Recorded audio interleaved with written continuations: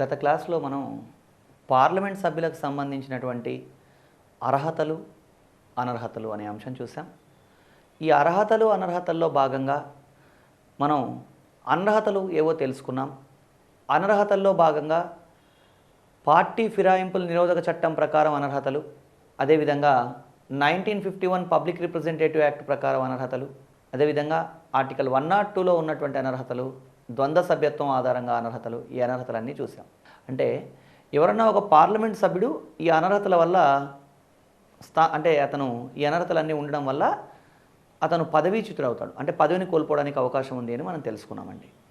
ఇవి కాకుండా ఇంకా ఏమన్నా అనర్హతలు ఉన్నాయా, లేదా ఇంకా ఏ రకంగానైనా ఒక పార్లమెంట్ సభ్యుడు తన పోస్ట్ని అంటే తన పార్లమెంట్ సభ్యత్వాన్ని కోల్పోయే అవకాశం ఉందా అంటే, ఇవి కాకుండా ఇంకా కొన్ని ఇతర పద్ధతుల ద్వారా కూడా ఇతర కారణాల ద్వారా కూడా ఒక పార్లమెంట్ సభ్యుడు తన స్థానాన్ని కోల్పోయే అవకాశం ఉంది. అవి ఏంటి అనేది మనం గమనిస్తే, భారత రాజ్యాంగంలో ఆర్టికల్ 101(3) 101(3) ప్రకారం రాజీనామా చేసినప్పుడు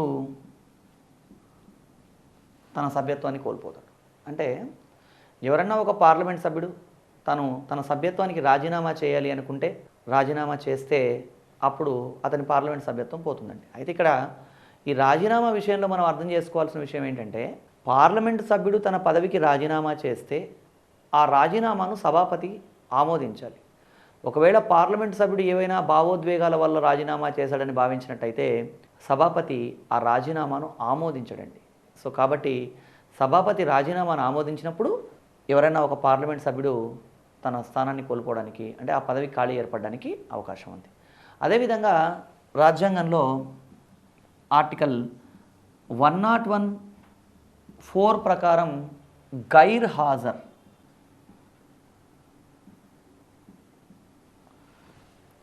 హాజరు అవడం వల్ల కూడా పార్లమెంట్ సభ్యత్వానికి ఖాళీ ఏర్పడవచ్చు. గైర్ హాజరు అంటే ఏంటి, ఇది ఎలా అంటే, గైర్ హాజరు అంటే ఆబ్సెంట్ అనే అర్థం అండి. ఎవరన్నా ఒక పార్లమెంట్ సభ్యుడు ప్రీమియర్ పర్మిషన్ ముందస్తు అనుమతి లేకుండా వరుసగా 60 రోజులు 60 డేస్ వరుసగా సభకు హాజరు కాకపోతే, అలాగే కంటిన్యూషన్గా 60 రోజులు కనుక సభకు హాజరు కాకపోతే ఆ వ్యక్తి పదవిని కోల్పోయే అవకాశం ఉంది.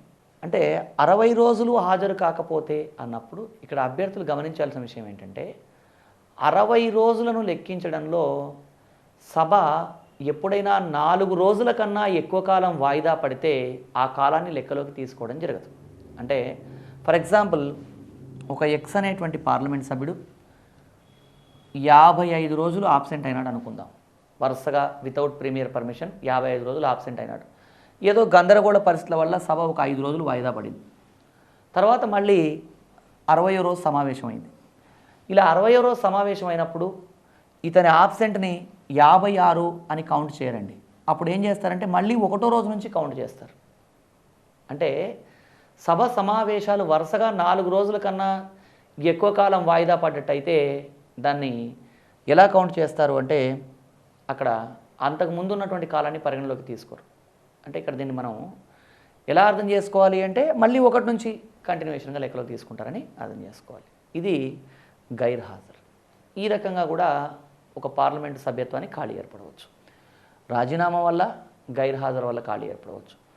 ఇంకా ఏ విధంగానైనా ఒక పార్లమెంట్ సభ్యత్వానికి ఖాళీ ఏర్పడడానికి అవకాశం ఉందా అంటే, ఒక పార్లమెంటు సభ్యుడు రాష్ట్రపతిగా ఎన్నికైనాడు అనుకోండి. అలాంటప్పుడు ఆ పదవి, ఆ స్థానం ఖాళీ ఏర్పడుతుంది. రాష్ట్రపతిగా ఎన్నికైనప్పుడు కూడా ఖాళీ ఏర్పడవచ్చు. అదేవిధంగా ఒక పార్లమెంట్ సభ్యుడిని గవర్నర్గా నియమించడం జరిగింది అనుకోండి, అప్పుడు ఖాళీ ఏర్పడే అవకాశం ఉంది. రాష్ట్రపతిగా ఎన్నిక అవడం కానీ, లేదా ఏదైనా ఒక రాష్ట్రానికి గవర్నర్గా పార్లమెంట్ సభ్యుడిని నియమించడం జరిగినా కానీ అప్పుడు కూడా ఖాళీ ఏర్పడడానికి అవకాశం ఉంది. ఇంకా ఏ కారణం వల్ల ఏ సందర్భంలో ఖాళీ ఏర్పడవచ్చు అని అంటే, ఒక పార్లమెంటు సభ్యుడి ఎన్నిక చెల్లదని ప్రకటించబడ్డా, లేదా పార్లమెంటు నైతిక నియమావళి కమిటీ సూచనల ఆధారంగా పార్లమెంట్ సభ్యుడిని పదవీచ్యుతుడిని చేసిన ఇలాంటి సందర్భాల్లో కూడా పార్లమెంట్ సభ్యత్వానికి ఖాళీ ఏర్పడవచ్చు. లేదా న్యాచురల్గా ఏదైనా సందర్భంలో ఒక పార్లమెంట్ సభ్యుడు మరణించాడు అనుకోండి, మరణించినప్పుడు కూడా ఆ స్థానానికి ఖాళీ ఏర్పడుతుంది. ఇవన్నీ కూడా పార్లమెంటు స్థానానికి ఏ సందర్భాల్లో ఖాళీ ఏర్పడుతున్నాయి అని తెలుసుకోవడానికి సంబంధించిన అంశాలండి. అంటే అన్ని కారణాల వల్ల కూడా పార్లమెంట్ సభ్యత్వానికి ఖాళీ ఏర్పడవచ్చు. ఏ కారణం చేత పార్లమెంట్ సభ్యత్వానికి ఖాళీ ఏర్పడ్డప్పటికీ కూడా ఏం చేయాలి అంటే వితిన్ ద 6 months అక్కడ ఎలక్షన్ కండక్ట్ చేసి మళ్ళీ ఆ స్థానాన్ని భర్తీ చేయాల్సి ఉంటుంది. ఇది ఖాళీ ఏర్పడడానికి సంబంధించినటువంటి అంశం. ఇక్కడ ఆర్టికల్ 84లో అర్హతల గురించి, అదేవిధంగా 1951లో ఉన్నటువంటి అర్హతలు, 1951 పబ్లిక్ రిప్రజెంటేటివ్ యాక్ట్లో ఉన్నటువంటి అర్హతల గురించి మనం తెలుసుకున్నాం. అదేవిధంగా భిన్నమైన అనర్హతలు కూడా తెలుసుకున్నామండి. తర్వాత మనం నెక్స్ట్ తెలుసుకోవాల్సింది ఏంటంటే సభాపతుల గురించి తెలుసుకోవాలి. సభాపతుల గురించి మాట్లాడుకుంటూ పార్లమెంట్ అన్న అంశం మాట్లాడినప్పుడు దాంట్లో మనకి సభాపతి అని రాసి లోక్సభలో స్పీకరు, రాజ్యసభలో చైర్మన్ అని రాయడం జరిగింది. అంటే ఈ సభాపతులు ఎవరు, ఏంటి, ఈ సమాచారం అంతా మనం తెలుసుకుందాం.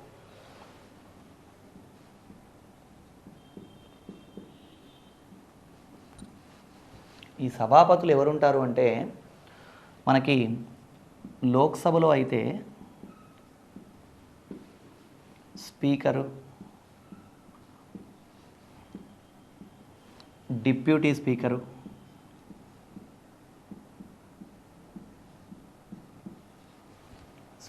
డిప్యూటీ స్పీకర్తో పాటు ఇంకా లోక్సభలో అయితే ప్రోటెం స్పీకర్, అదేవిధంగా ప్యానల్ స్పీకర్స్, వీళ్ళు లోక్సభలో వేరువేరు సందర్భాల్లో సభాపతులుగా వ్యవహరించేవాళ్ళండి. అదేవిధంగా మనకి రాజ్యసభలో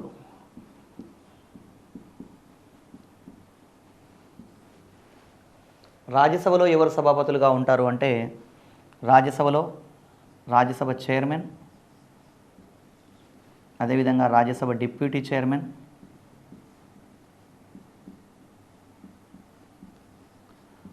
రాజ్యసభలో కూడా ప్యానల్ వైస్ చైర్పర్సన్స్ ఉండవచ్చు. Panel vice chairpersons.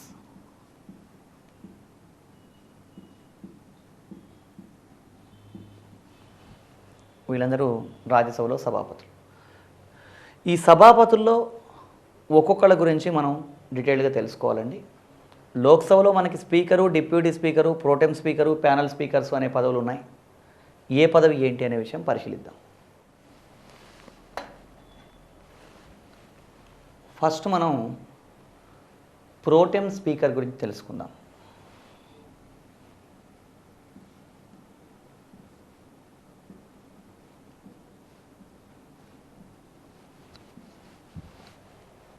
Pro tem speaker అనే పదవి రాజ్యాంగబద్ధ పదవి కాదండి.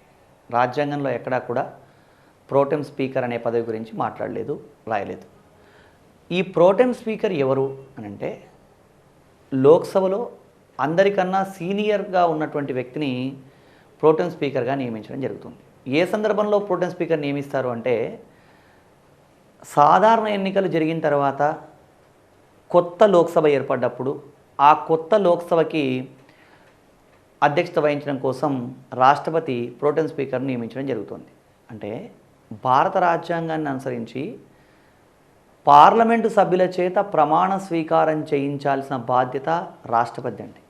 ఆర్టికల్ 99 ఏం చెప్తుందంటే రాజ్యాంగాన్ని అనుసరించి పార్లమెంటు సభ్యుల చేత ప్రమాణ స్వీకారం చేయించాల్సిన బాధ్యత రాష్ట్రపతి. కానీ ప్రతి ఒక్కరి చేత ప్రమాణ స్వీకారం చేయించడం అనేది రాష్ట్రపతికి కొంత ఇబ్బందికరమైన పరిణామం అని భావించి ఏం చేయడం జరిగిందంటే రాష్ట్రపతి ఏం చేశాడంటే ప్రోటెం స్పీకర్ అనే వ్యక్తిని నియమిస్తాడు. అంటే ఫర్ ఎగ్జాంపుల్ దీన్ని డీటెయిల్గా అర్థం చేసుకోవాలంటే ప్రస్తుతం మనం 16వ లోక్సభలో కొనసాగుతున్నాం. 15వ లోక్సభ కాలపరిమితి అయిపోయింది. 15వ లోక్సభ కాలపరిమితి ముగిసిన తర్వాత 16వ లోక్సభకు ఎన్నికలు జరిగినాయి. 16వ లోక్సభకు ఎన్నికలు జరిగిన తర్వాత దేశవ్యాప్తంగా భిన్నమైన నియోజకవర్గాల నుంచి ఎంపీలు ఎన్నికవడం జరిగింది. ఇలా ఎన్నికైనటువంటి ఎంపీలందరి చేత అంటే ఈ లోక్సభ సభ్యులందరి చేత ప్రమాణ స్వీకారం చేయించాల్సిన బాధ్యత ఎవరిది అంటే ప్రోటెం స్పీకర్ది అండి. అంటే ఈ ప్రోటెం స్పీకర్ని ఎవరు నియమిస్తారు? రాష్ట్రపతి నియమిస్తాడు. ప్రోటెం స్పీకర్ ఏం చేస్తాడు అంటే నూతనంగా ఏర్పాటైన లోక్సభ తొలి సమావేశానికి అతను అధ్యక్షత వహిస్తాడు. అలా అధ్యక్షత వహించిన తర్వాత సభ్యులందరి చేత అంటే లోక్సభకి ఎన్నికైన సభ్యులందరి చేత ప్రమాణ స్వీకారాలు చేయిస్తాడండి. అందరు సభ్యుల చేత ప్రమాణ స్వీకారం చేయించిన తర్వాత అప్పుడు సభ్యుల ఎన్నిక పూర్తవుతుంది. అంటే ఇప్పుడు లోక్సభలో అందరికన్నా సీనియరే ప్రోటెం స్పీకర్గా వస్తాడు. ఈ ప్రోటెం స్పీకర్ నియమించేది ఎవరు? రాష్ట్రపతి అనుకున్నాం. ఈ లోక్సభలో ఉన్న 543 మంది సభ్యుల చేత ప్రమాణ స్వీకారం చేయించేది ఎవరు? Pro tem speaker. ఈ ప్రమాణ స్వీకారాలన్నీ అయిపోయిన తర్వాత ఏం చేస్తాడు ప్రోటెం స్పీకర్ అంటే, ఈ సభ్యులలో నుంచి ఒక వ్యక్తిని అంటే స్పీకర్ ఎన్నిక నిర్వహిస్తాడండి. స్పీకర్ ఎన్నిక నిర్వహించి ఒక వ్యక్తిని స్పీకర్గా నియమించడం జరుగుతుంది. అంటే ఈ 543 మంది సభ్యులు తమలో నుంచి ఒక వ్యక్తిని స్పీకర్గా, మరొక వ్యక్తిని డిప్యూటీ స్పీకర్గా ఎన్నుకోవడం జరుగుతుంది. అలా ఈ స్పీకర్ ఎన్నిక నిర్వహించేది ఎవరు అంటే ప్రోటెం స్పీకర్. అంటే ప్రోటెం స్పీకర్ నిర్వర్తించే విధులు ఏంటి అంటే, నూతనంగా ఏర్పాటైన లోక్సభ తొలి సమావేశానికి అధ్యక్షత వహిస్తాడు, కొత్తగా ఎన్నికైన సభ్యులందరి చేత ప్రమాణ స్వీకారాలు చేయిస్తాడు, ఈ ప్రమాణ స్వీకారాలు అయిపోయిన తర్వాత స్పీకర్ ఎన్నిక నిర్వహిస్తాడు. సాధారణంగా స్పీకర్ అనేవాడు రూలింగ్ పార్టీకి చెందినవాడు, డిప్యూటీ స్పీకర్ అనేవాడు ఆపోజిషన్ పార్టీకి చెందినవాడు ఉండాలనే ఒక సాంప్రదాయం మనం కొనసాగిస్తున్నామండి. ఇది కేంద్ర ప్రభుత్వ స్థాయిలో కొనసాగుతుంది. రాష్ట్ర ప్రభుత్వాలు దీన్ని పెద్దగా పట్టించుకోవట్లేదు, సాంప్రదాయమే కదా అని పక్కన పెట్టారు. అంటే ఇక్కడ స్పీకర్ ఎన్నిక అనేటువంటిది ఏంటి అంటే, ఈ ప్రోటెం స్పీకరు సభ్యులందరూ ఎన్నికైన తర్వాత వాళ్ళలో నుంచి ఒక వ్యక్తిని స్పీకర్ ఎన్నికగా నిర్వహించి ఒక వ్యక్తిని స్పీకర్గా ఎన్నిక చేయడం జరుగుతుంది. అయితే ఇక్కడ మనం గమనించాల్సింది ఏమంటే, ఎగ్జామ్లో ఎలా అడుగుతాడు ప్రశ్న అంటే, స్పీకర్ ఎన్నిక నిర్వహించేది ఎవరు అంటే, స్పీకర్ ఎన్నిక నిర్వహించేది ఎవరు అంటే ప్రోటెం స్పీకర్. స్పీకర్ ఎన్నికా తేదీని నిర్ణయించేది ఎవరు అంటాడు. స్పీకర్ ఎన్నికా తేదీని నిర్ణయించేది రాష్ట్రపతి. అంటే స్పీకర్ని ఏ రోజు ఎన్నిక చేయాలి అని ఎన్నికా తేదీని నిర్ణయించేది ఎవరు? రాష్ట్రపతి. స్పీకర్ ఎన్నిక నిర్వహించేది ఎవరు అంటే ప్రోటెం స్పీకర్ అని గమనించాలి. ఈ 3 విధులు నిర్వర్తించిన తర్వాత, అంటే సమావేశాలకు అధ్యక్షత వహించడం, సభ్యుల చేత ప్రమాణ స్వీకారం చేయించడం, ఆ తర్వాత స్పీకర్ ఎన్నిక నిర్వహించడం, ఈ 3 విధులు అయిపోగానే ప్రోటెం స్పీకర్ తన పదవికి రాజీనామా చేసేస్తాడు. అంటే ఆ పదవిని వదిలేస్తాడు. రాజ్యాంగబద్ధమైన పదవి కాదు, కానీ అతను ఆ పదవిని వదిలేసేస్తాడు. అప్పుడు ఆల్రెడీ స్పీకర్ ఎన్నికైనాడు కదా, సభా కార్యక్రమాల నిర్వహణ కోసం స్పీకర్గా ఒక వ్యక్తిని ఎంపిక చేయడం జరిగింది కదా. కాబట్టి సభా వ్యవహారాల నిర్వహణ అంతా ఎవరు చూసుకుంటారు అంటే స్పీకర్ చూసుకుంటాడు. అంటే సభాపతి ఎవరు అవుతారు? అప్పుడు స్పీకర్ సభాపతి అవుతాడు. మరి స్పీకర్ ఏంటి, స్పీకర్ ఏ కార్యకలాపాలు చేపడతారు అనే విషయం కూడా మనం పరిశీలిద్దాం. నెక్స్ట్ మనం స్పీకర్ గురించి తెలుసుకోవాలండి. భారత రాజ్యాంగంలో ఆర్టికల్ 93 స్పీకర్ని గురించి తెలియజేస్తుంది. లోక్సభ సభ్యులు తమలో నుంచి ఒక వ్యక్తిని స్పీకర్గా ఎన్నుకుంటారు అని చెప్తున్న నిబంధన ఇదండి. లోక్సభ స్పీకర్ని లోక్సభ సభ్యులు తమలో నుంచి, ఈ 543 మంది లోక్సభ సభ్యులు తమలో నుంచి ఒక వ్యక్తిని స్పీకర్గా ఎన్నుకోవడం జరుగుతుంది. ఈ స్పీకర్ ఏం చేస్తాడు, స్పీకర్కి ఎలాంటి అధికారాలు ఉంటాయంటే, స్పీకర్ అనే వ్యక్తి లోక్సభలో సభాపతి అండి. సభా వ్యవహారాల విషయంలో అంతిమ నిర్ణయాధికారి స్పీకరే. అంటే స్పీకర్ ఏం చెప్తే అదే ఫైనల్. ఇక్కడ స్పీకర్ని ఎవరు ప్రశ్నించకూడదు. రాష్ట్రపతి కానీ రాజ్యాంగం కానీ ఎవరు కూడా స్పీకర్ని ఏమీ ప్రశ్నించడానికి వీలేదండి రాజ్యాంగం అనుసరించి. ఏం చేస్తాడు స్పీకర్, ఎలాంటి కార్యకలాపాలు చేపడతారంటే, ఇతను ఫస్ట్ సభా కార్యకలాపాలు సజావుగా జరిగేలాగా చూస్తాడు.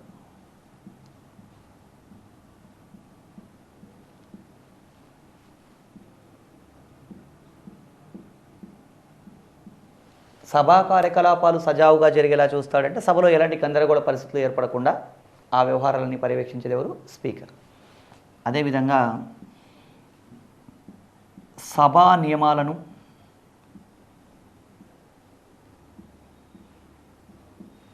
రాజ్యాంగాన్ని వ్యాఖ్యానిస్తాడు. సభా నియమాలను రాజ్యాంగాన్ని వ్యాఖ్యానిస్తాడు.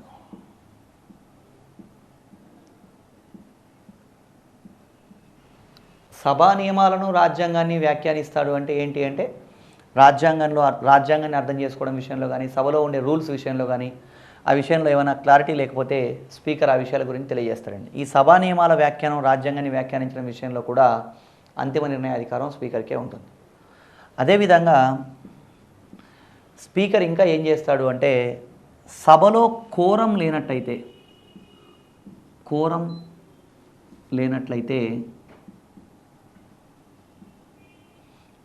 సమావేశాలు వాయిదా వేస్తాడు.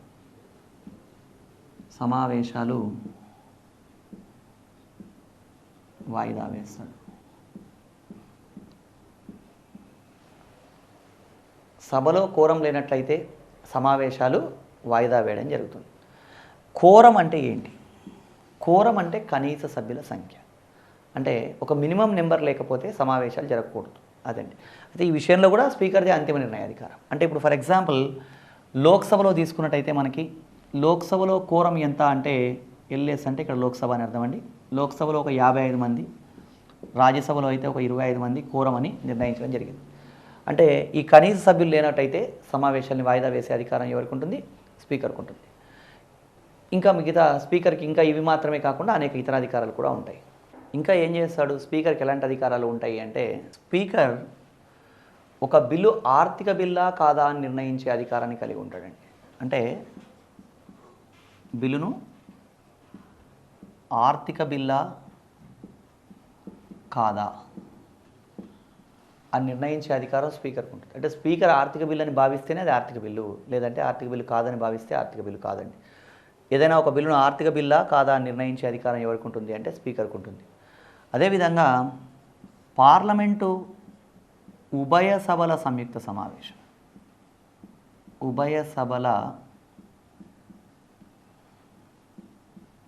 సంయుక్త సమావేశానికి అధ్యక్షత వహిస్తాడు. పార్లమెంటు ఉభయ సభల సంయుక్త సమావేశానికి అధ్యక్షత వహించేది ఎవరు అంటే స్పీకర్. అంటే పార్లమెంటు ఉభయ సభల సంయుక్త సమావేశం అంటే ఏంటి, ఎలా జరుగుతోంది? ఈ విషయం మనం రాష్ట్రపతికి ఆర్టికల్ 108 ప్రకారం ఉభయ సభల సంయుక్త సమావేశం ఏర్పాటు చేసే అధికారం ఉంది అని చెప్పినప్పుడు కూడా ఒక సందర్భంలో మాట్లాడుకున్నాం. సో ఇక్కడ కొంచెం డీటెయిల్గా మాట్లాడదాం.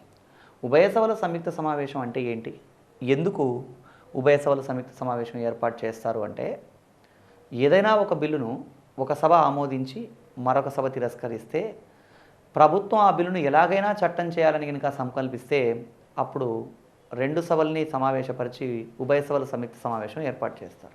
అంటే ఫర్ ఎగ్జాంపుల్ పార్లమెంట్లో ఏదైనా ఒక బిల్లు చట్టం అవ్వాలనుకోండి, అలా అవ్వాలి అనుకుంటే ఇప్పుడు ఎక్స్ అనే ఒక బిల్లు ఉంది, ఈ బిల్లును చట్టం చేయాలి అంటే ఏంటి ప్రొసీజర్ అంటే లోక్సభ రాజ్యసభ ఆమోదించి ప్రెసిడెంట్ కూడా ఆమోదిస్తే బిల్లు చట్టం అవుతుంది మామూలుగా.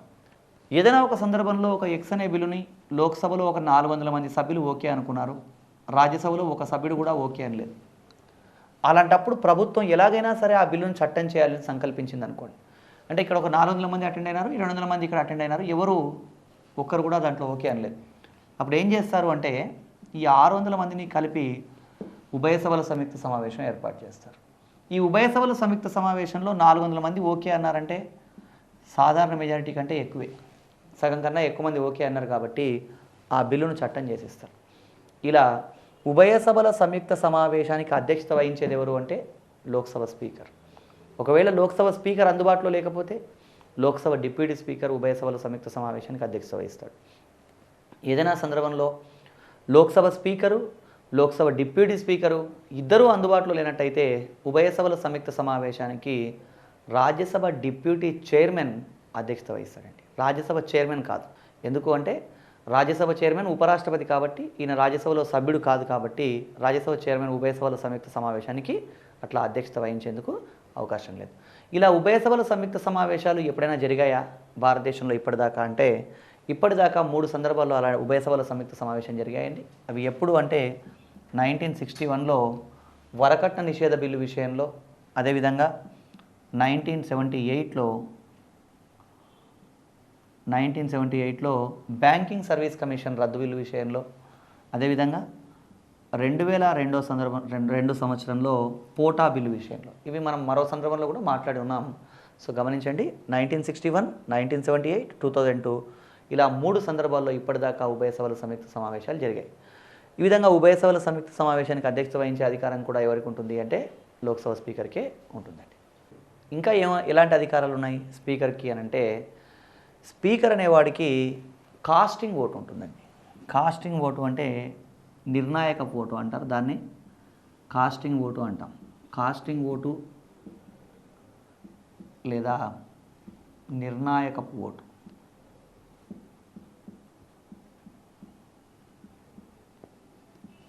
కాస్టింగ్ ఓటు లేదా నిర్ణాయకపు ఓటు అంటే ఏంటి అంటే మామూలుగా స్పీకర్ అనేవాడు కూడా లోక్సభలో ఒక సభ్యుడే. అంటే లోక్సభలో ఉన్నటువంటి 543 మంది సభ్యుల్లో ఒక వ్యక్తి స్పీకర్గా ఎన్నుకోబడ్డాడు, అంటే ఇతను కూడా ఒక లోక్సభ సభ్యుడే కదా. లోక్సభ సభ్యుడైనప్పుడు లోక్సభలో ఏదైనా ఒక విషయంలో చర్చ జరిగినప్పుడు స్పీకర్ ఓటు వేసే అధికారం కలిగి ఉన్నాడా లేదా అంటే, ఒక పార్లమెంట్ సభ్యుడి అయితే ఓటు వేసే హక్కు కలిగి ఉంటాడు. కానీ ఇతను ఏం చేస్తున్నాడు, ఇక్కడ స్పీకర్గా వ్యవహరిస్తున్నాడు. అంటే స్పీకర్ స్థానంలో ఉన్న వ్యక్తికి సాధారణ పరిస్థితుల్లో ఓటు హక్కు ఉండదండి. అంటే ఏదైనా ఒక బిల్లు విషయంలో చర్చ జరిగినప్పుడు స్పీకర్ తన ఓటును వినియోగించుకునే అవకాశం ఉండదు. ఎప్పుడు అవకాశం ఉంటుంది అంటే, నిర్ణాయక ఓటు లేదా కాస్టింగ్ ఓటు వినియోగించుకునే అవకాశం ఉంటుంది. మరి నిర్ణాయక ఓటు లేదా కాస్టింగ్ ఓటు అంటే ఏంటంటే, ఏదైనా ఒక బిల్లు ప్రవేశపెట్టారు. అంటే ఒక ఎక్స్ అనే బిల్లు పార్లమెంట్లో ప్రవేశపెట్టినప్పుడు ఆ బిల్లుకు అనుకూలంగా ప్రతికూలంగా సమానమైన ఓట్లు వస్తే ఆ సందర్భంలో స్పీకర్ ఎటువైపు ఓటేస్తే అటువైపు తీర్మానం నెగ్గిపోయే అవకాశం ఉంది. అంటే ఫర్ ఎగ్జాంపుల్, ఒక 300 మంది లోక్సభలో ఉన్నటువంటి సభ్యుల్లో హాజరైనప్పుడు 300 మందిలో ఒక 150 మంది ఒక చోట అనుకూలమని, ఒక 150 మంది ప్రతికూలమని చెప్పారనుకోండి ఒక బిల్లుకు సంబంధించి. అలాంటి సందర్భంలో 2 వర్గాలకి సమానమైనటువంటి ప్రాతినిధ్యం ఉన్నప్పుడు స్పీకర్ తన కాస్టింగ్ ఓటును వినియోగించుకుంటాడు. అలా స్పీకర్ ఎక్కడ ఓటేస్తే అటువైపు ఆ బిల్లు నెగ్గిపోయే అవకాశం ఉంది. దీన్నే మనం కాస్టింగ్ ఓటు లేదా నిర్ణాయక ఓటు అంటాం. ఇది స్పీకర్కు ఉన్నటువంటి ప్రత్యేక అధికారం. అయితే స్పీకర్కి మరియు సాధారణ ఓటు హక్కు ఉంటుందా అంటే, సాధారణ ఓటు హక్కు ఎప్పుడు సాధారణ పరిస్థితిలో ఉండదండి. ఎప్పుడు ఉంటుంది అనేది మళ్ళీ మరొక సందర్భంలో మాట్లాడుకుంటాం. ఇప్పుడు స్పీకర్ అధికారుల గురించి మాట్లాడుకుంటున్నాం కాబట్టి ఇక్కడ కాస్టింగ్ ఓటు లేదా నిర్ణాయక ఓటు ఉంటుందని మనం తెలుసుకున్నాం. ఇంకా స్పీకర్ ఏం చేస్తాడు, ఎలాంటి అధికారాన్ని కలిగి ఉంటాడు అంటే, రాష్ట్ర స్థాయిలో ఏమన్నా స్పీకర్ల సమావేశం జరుగుతూ ఉన్నట్టయితే ఆ రాష్ట్ర స్థాయి అంటే ఇక్కడ రాష్ట్ర స్థాయి స్పీకర్లందరికీ కూడా సమావేశం జరిగితే, రాష్ట్ర స్థాయిలో స్పీకర్ల సమావేశం అని కాదు, దేశంలో ఉండేటువంటి రాష్ట్రాల స్పీకర్లందరికీ ఒక సమావేశం ఉన్నట్టయితే ఆ సమావేశానికి అధ్యక్షత వహించేది ఎవరు అంటే లోక్సభ స్పీకర్. అదేవిధంగా అంతర్జాతీయ స్పీకర్ల సమావేశం జరిగినప్పుడు ఈయన కూడా ఒక సభ్యుడిగా అక్కడికి వెళ్తాడు. భారతదేశం తరఫున ఒక ప్రతినిధిగా వెళ్ళడానికి అవకాశం ఉంది. అదేవిధంగా స్పీకర్ అనేవాడు ఆర్థిక కమిటీలకు అధ్యక్షుడు నియమిస్తాడు. ఆర్థిక కమిటీలు అంటే ప్రభుత్వ ఖాతాల సంఘం, అంచనాల సంఘం, ప్రభుత్వ ఉపక్రమాల సంఘం, ఇలాంటి కమిటీలకి అధ్యక్షులు నియమించేది ఎవరు అంటే స్పీకరే అధ్యక్షులు నియమించడం జరుగుతుందండి. ఇవి స్పీకర్కు ఉండేటువంటి అధికారాలు. స్పీకర్ అనే వ్యక్తి ఒక సుప్రీంకోర్టు న్యాయమూర్తితో సమానమైన హోదాను కలిగి ఉంటాడని గమనించాలి. అంటే స్పీకర్ ఏం చెప్తే అక్కడ సభా వ్యవహారాల విషయంలో అదే అంతిమ నిర్ణయం అని గమనించాలండి. అదేవిధంగా స్పీకర్ ఇంకా ఏం చేస్తాడు అంటే, సభా హక్కుల్ని కాపాడుతాడు. అదేవిధంగా పార్లమెంట్ సభ్యుల హక్కుల్ని కూడా స్పీకర్ కాపాడుతాడు. ఇవి స్పీకర్కు ఉండేటువంటి అధికారాలు. సుప్రీంకోర్టు న్యాయమూర్తితో సమానమైనటువంటి అధికారం కలిగి ఉంటాడు అనుకున్నామండి స్పీకర్. ఈ స్పీకర్కి సంబంధించి స్పీకర్ ఎంతకాలం పదవిలో ఉంటాడంటే, ఒకసారి స్పీకర్గా ఒక వ్యక్తి ఎన్నికైన తర్వాత అతను మరొక లోక్సభ తొలి సమావేశం వరకు కూడా అతను ఆ పదవిలో కొనసాగుతూ ఉంటాడు. అంటే దీన్ని ఎట్లా అర్థం చేసుకోవాలి అంటే, ఇప్పుడు 15వ లోక్సభ స్పీకర్గా ఉన్న వ్యక్తి 15వ లోక్సభకు సంబంధించినటువంటి పదవీ కాలం అయిపోయిన తర్వాత 16వ లోక్సభ ఎన్నికలు జరిగి 16వ లోక్సభలో సభ్యులందరి ఎన్నిక పూర్తయిన తర్వాత 16వ లోక్సభ తొలి సమావేశం రోజు వరకు కూడా స్పీకర్ పదవిలోనే ఉంటాడు. అంటే 15వ లోక్సభ స్పీకర్గా ఉన్న వ్యక్తి 16వ లోక్సభ తొలి సమావేశం రోజు వరకు అతను పదవిలోనే ఉంటాడు. 16వ లోక్సభ తొలి సమావేశం రోజు అతను తన రాజీనామా పత్రాన్ని సమర్పిస్తాడు. అంటే స్పీకర్ ఏం చేస్తాడు, తన రాజీనామా పత్రాన్ని ఎవరికి సమర్పిస్తాడు అంటే డిప్యూటీ స్పీకర్కి ఇస్తాడు. డిప్యూటీ స్పీకర్ కూడా తన రాజీనామా పత్రాన్ని స్పీకర్కి ఇస్తాడు. ఒకసారి స్పీకర్గా ఎన్నికైన వ్యక్తి మరొక లోక్సభ తొలి సమావేశం రోజు వరకు అతను పదవిలో ఉంటాడని గమనించాలి. అంటే ప్రభుత్వం పదవీకాలం పూర్తవగానే స్పీకర్ పదవీకాలం పూర్తవదు. కొత్త ప్రభుత్వం ఏర్పడే వరకు కూడా ఇతను స్పీకర్గా కొనసాగుతాడు. మరి ఆ 16వ లోక్సభ తొలి సమావేశం రోజున స్పీకర్ తన రాజీనామా పత్రాన్ని ఇస్తాడు కాబట్టి సభాపతిగా వ్యవహరించడానికి ఎవరు ఉండరు కాబట్టి అప్పుడు ప్రోటెం స్పీకర్ వస్తాడు. రాష్ట్రపతి ఆ వ్యక్తిని ఒక వ్యక్తిని ప్రోటెం స్పీకర్గా నియమించడం జరుగుతుంది. మరి స్పీకర్ను తొలగించాలంటే ఏంటి ప్రొసీజర్ అంటే, స్పీకర్ ఏదైనా రాజ్యాంగ ఉల్లంఘనకు గినక లేదా దుష్ప్రవర్తనకు పాల్పడ్డాడంటే ఇక్కడ స్పీకర్ని లోక్సభలో మెజారిటీ సభ్యుల ఆమోదంతో స్పీకర్ను తొలగించే అవకాశం ఉంది. స్పీకర్ను తొలగించే సందర్భంలో అతనికి ఒక 14 రోజుల ముందు నోటీస్ ఇవ్వాలండి. స్పీకర్ని ఎందుకు తొలగిస్తున్నారనే విషయం తెలియజేస్తూ ఆ నోటీస్ ఇచ్చిన తర్వాత అతను తొలగించడానికి సంబంధించి తొలగింపు తీర్మానాన్ని సభలో ప్రవేశపెట్టాలి. అలా లోక్సభలో తొలగింపు తీర్మానాన్ని ప్రవేశపెట్టినప్పుడు స్పీకర్ తన వాదన వినిపించుకోవచ్చు. అంటే తనను ఎందుకు తొలగించకూడదో చెప్పుకుంటూ తన వాదన వినిపించుకోవచ్చు. స్పీకర్ తొలగింపు తీర్మానాన్ని సభలో ప్రవేశపెట్టినప్పుడు స్పీకర్కు ఓటు హక్కు ఉంటుందా లేదా ఇది గమనించాలి. అంటే స్పీకర్ తొలగింపు తీర్మానం సభలో ఉంది అంటే ఈయన రాజ్యాంగ ఉల్లంఘనకు పాల్పడ్డాడని సభ్యులు భావించారు. ఆ సందర్భంలో స్పీకర్ సభకు అధ్యక్షత వహిస్తాడా అంటే తనను తొలగించే విషయంలో తీర్మానం జరుగుతున్నప్పుడు ఆయన అధ్యక్షత వహించడండి. అప్పుడు స్పీకర్ అనేవాడు సభాధ్యక్షుడి స్థానంలో ఉండడు, సభలో సభ్యుడిగా ఉంటాడు. ఆ సందర్భంలో డిప్యూటీ స్పీకరో మరొకరో సభకు అధ్యక్షత వహిస్తారు. కాబట్టి స్పీకర్ తొలగింపు సందర్భంలో స్పీకర్ అనే వ్యక్తి సభకు అధ్యక్షత వహించడు. ఆ సందర్భంలో అతను ఒక సాధారణ పార్లమెంట్ సభ్యుడిగా ఉంటాడు. కాబట్టి అప్పుడు సాధారణంగా ఓటు హక్కు వినియోగించుకోవచ్చు. అంటే స్పీకర్కి మామూలుగా అయితే తన ఓటు హక్కు వినియోగించుకునే అవకాశం లేదు. రెండు వర్గాలకి సమానమైన ఓట్లు వచ్చినప్పుడు కాస్టింగ్ ఓటు మాత్రమే వాడతాడు. కానీ స్పీకర్ను తొలగించే చర్చ జరుగుతున్నప్పుడు అతను ఒక సాధారణ సభ్యుడిగా కొనసాగుతూ ఉంటాడు. కాబట్టి ఆ సందర్భంలో స్పీకర్ తన ఓటు హక్కును వినియోగించుకోవచ్చు. స్పీకర్ తొలగింపు సందర్భంలో స్పీకర్కి కాస్టింగ్ ఓటు ఉంటుందా, నిర్ణాయక ఓటు ఉంటుందా అంటే అసలు స్పీకర్ని తొలగించే సందర్భంలో స్పీకర్ అనేవాడు సభకు అధ్యక్షతనే వహించాడు. అధ్యక్షత వహించినప్పుడు అతని కాస్టింగ్ ఓటు ఉండదని గమనించాలి. అధ్యక్షత వహించినప్పుడు అంటే సభకు అధ్యక్షత వహించిన వాళ్ళకు మాత్రమే కాస్టింగ్ ఓటు ఉంటుంది అని గమనించాలండి. ఇది స్పీకర్ తొలగింపుకు సంబంధించిన విషయం. స్పీకర్ తర్వాత నెక్స్ట్ మనం తెలుసుకోవాల్సింది డిప్యూటీ స్పీకర్ గురించి. భారత రాజ్యాంగంలో ఆర్టికల్ 95 డిప్యూటీ స్పీకర్ గురించి తెలియజేస్తుంది.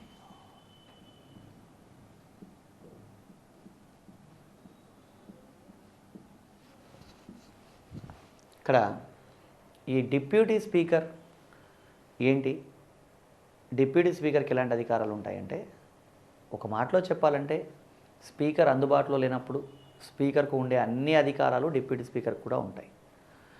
డిప్యూటీ స్పీకర్ను ఎవరు ఎన్నుకుంటారు అంటే లోక్సభ సభ్యులు తమలో నుంచి ఒక వ్యక్తిని ఎలా స్పీకర్గా ఎన్నుకుంటారో అదే లోక్సభ సభ్యులు తమలో నుంచి ఒక వ్యక్తిని డిప్యూటీ స్పీకర్గా ఎన్నుకుంటారు. సాంప్రదాయాన్ని అనుసరించి స్పీకర్ ఏమో రూలింగ్ పార్టీకి చెందిన వ్యక్తి, డిప్యూటీ స్పీకర్ ఏమో ఆపోజిషన్ పార్టీకి చెందిన వ్యక్తి కొనసాగడం మనం గమనిస్తూ ఉన్నాం. ఇది కేంద్ర స్థాయిలో.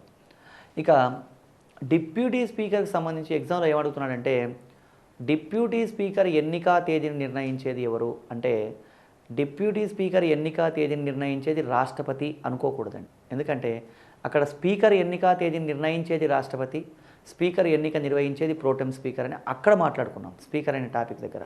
ఇక్కడ డిప్యూటీ స్పీకర్ ఎన్నిక తేదీని నిర్ణయించేది, డిప్యూటీ స్పీకర్ ఎన్నిక నిర్వహించేది రెండు కూడా ఎవరు అంటే స్పీకరే. ఆల్రెడీ స్పీకర్ ఎన్నికైనాడు కాబట్టి ఈ స్పీకర్ ఏం చేస్తాడంటే డిప్యూటీ స్పీకర్ ఎన్నిక తేదీని నిర్ణయిస్తాడు, అదేవిధంగా డిప్యూటీ స్పీకర్ ఎన్నిక కూడా నిర్వహిస్తాడని గమనించాలి. ఇక్కడ స్పీకర్కి ఎలాంటి అధికారాలు ఉంటాయో స్పీకర్ అందుబాటులో లేనప్పుడు డిప్యూటీ స్పీకర్ కూడా అలాంటి అధికారాలే ఉంటాయి. అంటే సభ సమావేశాలు సజావుగా జరిగేలాగా చూడడం, అదేవిధంగా సభలో కోరం లేకపోతే సభను వాయిదా వేయడం, ఏదన్నా ఒక అన్నీ ఇంకా యాజ్ ఇట్ ఈస్ అంటే స్పీకర్కు ఉండే అన్ని అధికారాలు స్పీకర్ అందుబాటులో లేనప్పుడు ఎవరికి ఉంటాయి, డిప్యూటీ స్పీకర్కు ఉంటాయని మనం గమనించాలి. ప్రత్యేకంగా మళ్ళీ చెప్పాల్సినటువంటి అవసరం లేదండి. అన్ని అధికారాలు యాజ్ ఇట్ ఈస్ ఉంటాయని గమనించాలి. ఇది deputy speaker. Speaker, deputy speaker. ఒకవేళ స్పీకరు డిప్యూటీ స్పీకరు ఇద్దరు ఆబ్సెంట్ అవుతే, ఏదైనా ఏకకాలంలో స్పీకర్ డిప్యూటీ స్పీకర్ ఇద్దరు కూడా ఆబ్సెంట్ అయితే ఏంటి అంటే ఒక 6 మంది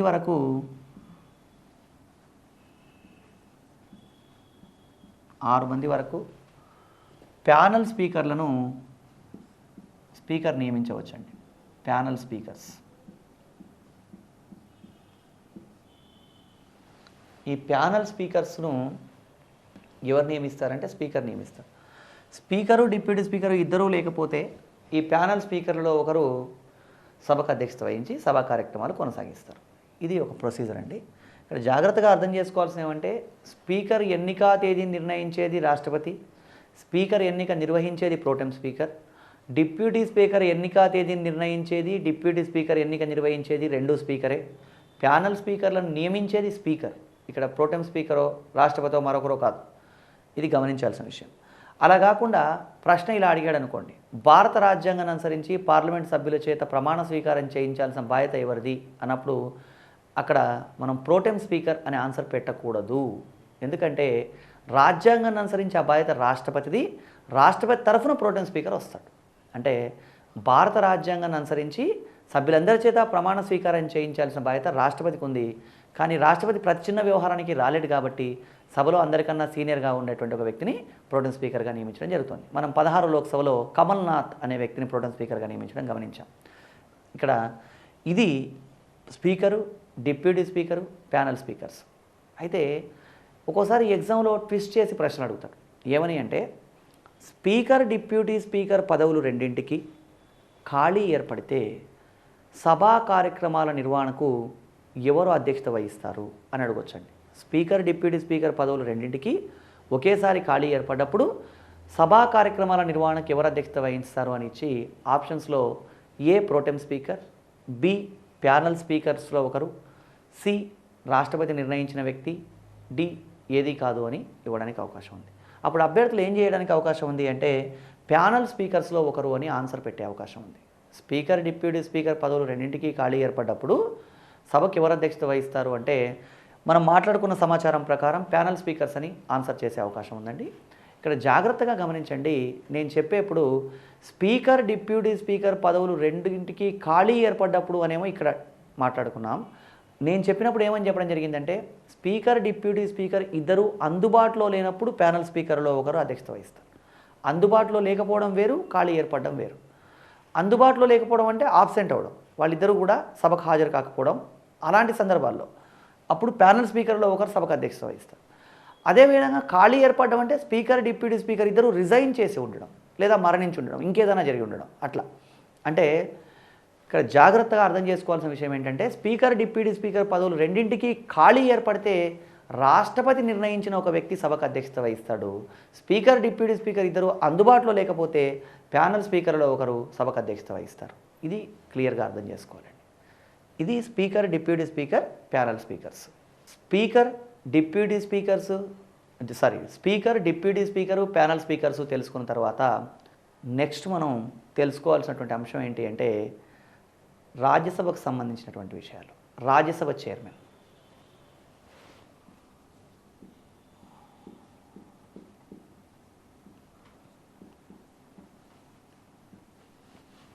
రాజ్యసభ చైర్మన్ ఆర్టికల్ 64 ఏం చెప్తోంది అంటే ఉపరాష్ట్రపతి రాజ్యసభ చైర్మన్గా వ్యవహరిస్తాడు అని చెప్తోంది. ఇక్కడ ఉపరాష్ట్రపతి అనే టాపిక్ మనం ఆల్రెడీ మాట్లాడుకున్నాం. ఉపరాష్ట్రపతిని లోక్సభ, రాజ్యసభ సభ్యులు ఇద్దరూ కలిపి ఎన్నుకుంటారు. ఉపరాష్ట్రపతి రాజ్యసభలో సభ్యుడు కాదండి, కానీ రాజ్యసభకు చైర్మన్. సభలో సభ్యుడు కాకుండా సభకు అధ్యక్షత వహించే ఏకైక వ్యక్తి ఎవరు అంటే రాజ్యసభ చైర్మన్ అని మనం చెప్పొచ్చు.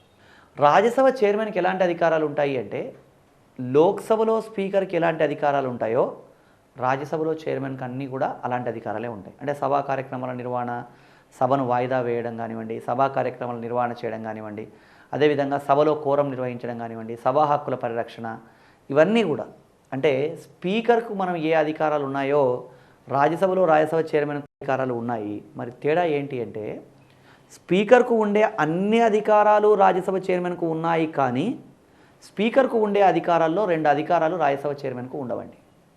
అవి ఏంటి అంటే ఉభయ సభల సంయుక్త సమావేశానికి రాజ్యసభ చైర్మన్ అధ్యక్షత వహించడు. ఒకవేళ ఉభయ సభల సంయుక్త సమావేశం ఏర్పాటు చేస్తే లోక్సభ స్పీకర్ అధ్యక్షత వహిస్తాడు. స్పీకర్ అందుబాటులో లేకపోతే Lok Sabha deputy speaker, Lok Sabha speaker, Lok Sabha deputy speaker ఇద్దరూ అందుబాటులో లేకపోతే రాజ్యసభ డిప్యూటీ చైర్మన్ ఉభయ సభల సంయుక్త సమావేశానికి అధ్యక్షత వహిస్తాడే కానీ రాజ్యసభ చైర్మన్ అధ్యక్షత వహించడు. అంటే రాజ్యసభ చైర్మన్కు స్పీకర్కు ఉండే ఈ అధికారం లేనట్టే కదా. అంటే స్పీకర్కు ఉండే అధికారాల్లో ఉభయ సభల సంయుక్త సమావేశానికి అధ్యక్షత వహించే అధికారం రాజ్యసభ చైర్మన్కు ఉండదు. అదేవిధంగా ఒక బిల్లు ఆర్థిక బిల్లా కాదా అని నిర్ణయించే అధికారం కూడా రాజ్యసభ చైర్మన్కు ఉండదు. ఒక బిల్లు ఆర్థిక బిల్లా కాదా అని నిర్ణయించే అధికారం కూడా రాజ్యసభ చైర్మన్కు ఉండదండి. ఇది రాజ్యసభ చైర్మన్కు కంపారిటివ్లీ మనం స్పీకర్ని కంపేర్ చేసుకున్నప్పుడు రాజ్యసభ చైర్మన్కు ఉండే అధికారాలు. మళ్ళీ కోరం నిర్ణయిస్తాడు, సభా కార్యక్రమాల నిర్వహణ సజావుగా జరిగేలా చూస్తాడు. ఇవన్నీ కూడా యాజ్ ఇట్ ఈస్ కాబట్టి మళ్ళీ తెలుసుకోవాల్సిన అవసరం లేదు. లోక్సభ ఒక్క మాటలో చెప్పాలంటే లోక్సభ స్పీకర్ మైనస్ 2 అధికారాలు ఈక్వల్ టు రాజ్యసభ చైర్మన్, అంతే. ఇది రాజ్యసభ చైర్మన్ అండి. రాజ్యసభ చైర్మన్ తర్వాత నెక్స్ట్ మనం తెలుసుకోవాల్సింది ఏంటి అంటే రాజ్యసభ డిప్యూటీ చైర్మన్.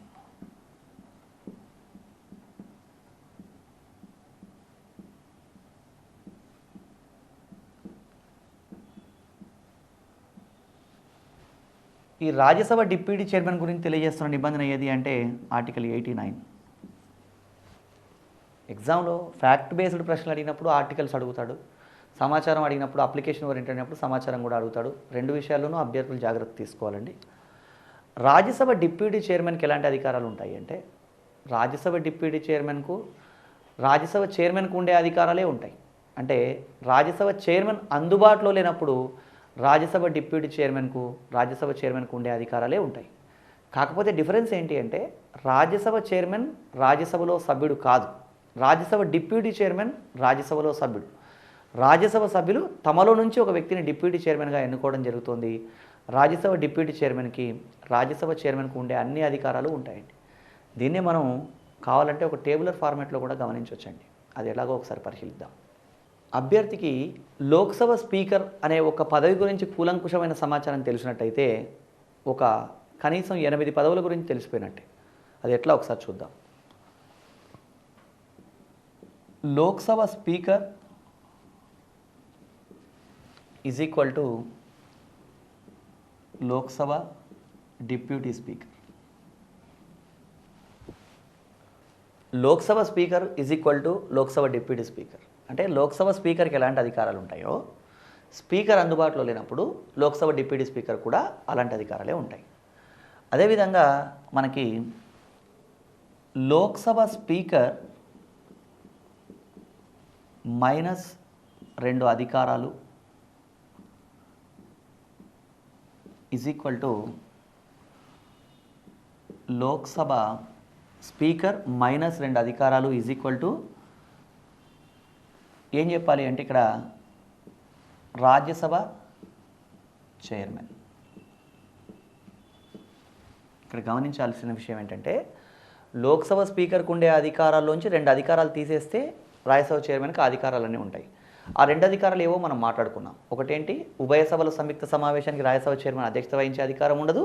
ఒక బిల్లును ఆర్థిక బిల్లా కాదా నిర్ణయించే అధికారం కూడా ఉండదు. అంటే లోక్సభ స్పీకర్ -2 అధికారాలు is equal to Rajya Sabha chairman. అదేవిధంగా Rajya Sabha chairman is equal to Rajya Sabha deputy chairman. అంటే ఎప్పుడు రాజ్యసభ చైర్మన్ అందుబాటులో లేనప్పుడు రాజ్యసభ చైర్మన్కు ఉండే అన్ని అధికారాలు ఎవరికి ఉంటాయి? రాజ్యసభ డిప్యూటీ చైర్మన్ కూడా ఉంటాయి. కాకపోతే రాజ్యసభ డిప్యూటీ చైర్మన్ ఉభయ సభల సంయుక్త సమావేశానికి అధ్యక్షత వహించగలడు, రాజ్యసభ చైర్మన్కి అధికారం ఉండదు. కానీ అది వేరు విషయం. కానీ రాజ్యసభ చైర్మన్కు ఉండే అన్ని అధికారాలు రాజ్యసభ డిప్యూటీ చైర్మన్కు ఉంటాయి. ఇక్కడ అదనంగా ఒక సందర్భంలో రాజ్యసభ డిప్యూటీ చైర్మన్కి అదనపు అధికారం కూడా ఉంది.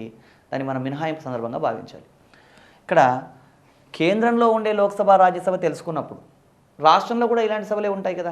అంటే కేంద్రంలో లోక్సభ ఉన్నప్పుడు కేంద్రంలో లోక్సభ రాజ్యసభ ఉన్నప్పుడు రాష్ట్రంలో విధానసభ విధాన పరిషత్ ఉంటాయి. అంటే కేంద్రంలో ఎంపీలు ఉండేటువంటి సభని లోక్సభ అన్నాం. అదేవిధంగా రాజ్యసభలో కూడా ఎంపీలే ఉంటారు. లోక్సభ సభ్యులేమో ప్రజల చేత ప్రత్యక్షంగా ఎన్నికవుతారు, రాజ్యసభ సభ్యులు పరోక్షంగా ఎన్నికవుతారని మనం తెలుసుకున్నాం.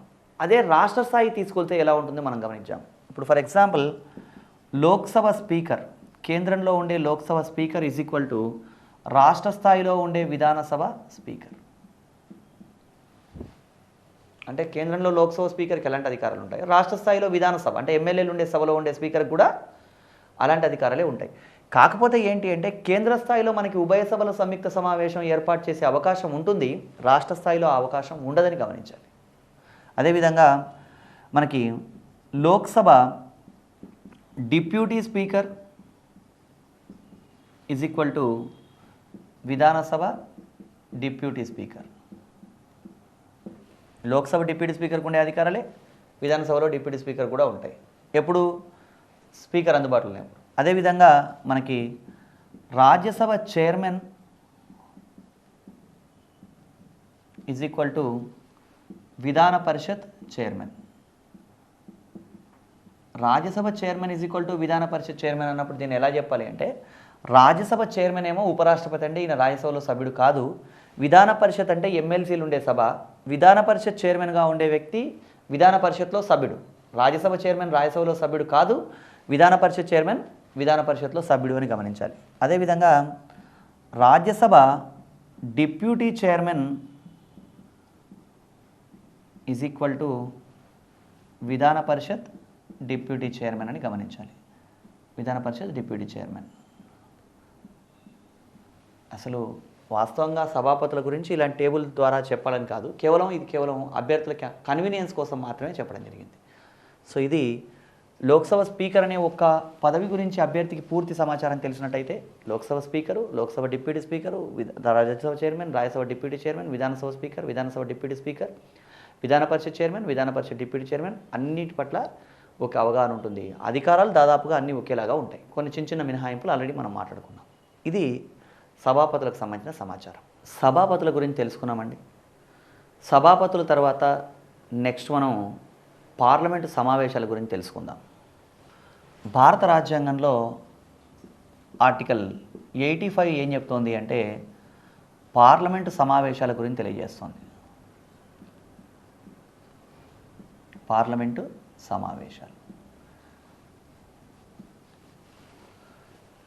పార్లమెంటు సమావేశాలు ఏర్పాటు చేసేది, ఒక సమావేశం నుంచి మరొక సమావేశం వరకు సభను వాయిదా వేసేది ఎవరు అంటే భారత రాజ్యాంగాన్ని అనుసరించి రాష్ట్రపతి. పార్లమెంట్ సమావేశాలు ఏర్పాటు చేయడం మరియు వాయిదా వేసే అధికారం ఎవరికి ఉంటుంది అంటే రాష్ట్రపతికి ఉంటుంది. ఈ పార్లమెంటు సమావేశాలు ఎప్పుడు జరుగుతాయి ఏంటి అంటే రాజ్యాంగాన్ని అనుసరించి పార్లమెంటు సంవత్సరంలో కనీసం 2 సార్లు సమావేశం అవ్వాలండి. ఆర్టికల్ 85లో తెలియజేస్తున్న దాని ప్రకారం పార్లమెంటు సంవత్సరంలో కనీసం 2 సార్లు సమావేశం అవ్వాలి. కానీ వాస్తవికంగా పార్లమెంటు ప్రస్తుతం అయితే సంవత్సరంలో 3 సార్లు సమావేశం అవుతుంది. ఆ 3 సార్లు ఎప్పుడు సమావేశం అవుతుంది ఏంటి అనేది ఒకసారి మనం చూద్దాం. ఈ సమావేశాలు మనకి ఒకటేమో బడ్జెట్ సమావేశం అండి. బడ్జెట్ సమావేశం అంటే ఫిబ్రవరి నుంచి మార్చ్ అనుకోకూడదు, ఫిబ్రవరి నుంచి మే బడ్జెట్ సమావేశం. బడ్జెట్ సమావేశం తర్వాత నెక్స్ట్ మనకు ఉండేది వర్షాకాల సమావేశం. ఈ వర్షాకాల సమావేశం జూలై టు సెప్టెంబర్.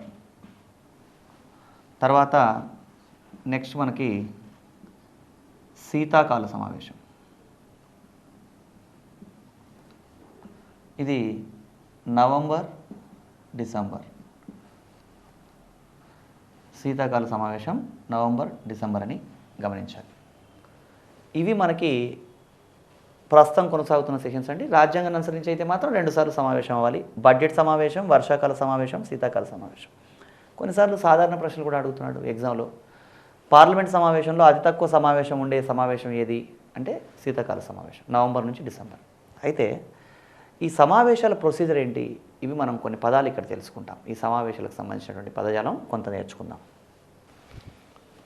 ఈ సమావేశాల సందర్భంలో వాడుతున్నటువంటి పదాల్లో మొదట మనం తెలుసుకోవాల్సింది అడ్జార్న్మెంట్.